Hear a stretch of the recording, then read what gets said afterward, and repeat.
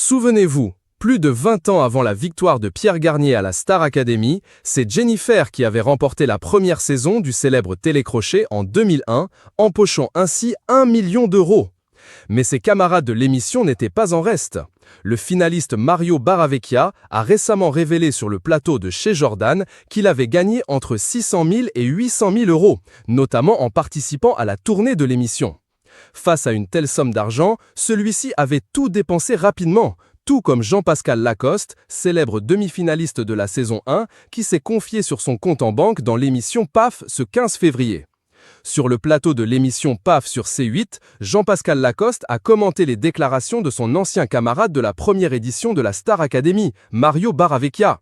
Tout comme lui, l'interprète de l'agitateur a perçu une grosse somme d'argent qu'il a eu bien du mal à économiser. Moi, c'est pareil, j'ai tout dépensé. Celui qui est désormais marié à Delphine Tellier, la sœur de Sylvie Tellier, a révélé avoir gagné environ 300 000 euros grâce à la Star Academy. Il faut sortir les taxes et c'est ce qu'il dit. Il a raison.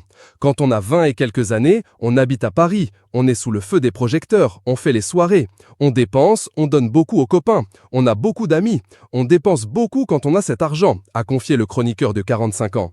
À l'époque, quelques jours après sa sortie du château de la Star Academy, Jean-Pascal Lacoste n'a pas pu résister à une grosse dépense. Après mon premier rendez-vous chez Étienne Moujotte, qui a été directeur d'antenne de TF1 de 1987 à 2007, NDR, je suis allé chez Rolex et j'en ai acheté 3. J'en ai pris une pour mon frère, une pour moi et une pour un copain. Et ça fait beaucoup de sous, s'est-il souvenu. Pourtant, Jean-Pascal Lacoste aurait pu utiliser cet argent plus intelligemment s'il avait écouté les conseils avisés. Et de son père?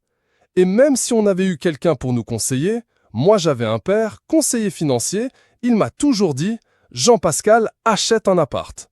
Même conseiller, c'est très dur de ne pas dépenser et on accède à des choses qu'on n'a pas.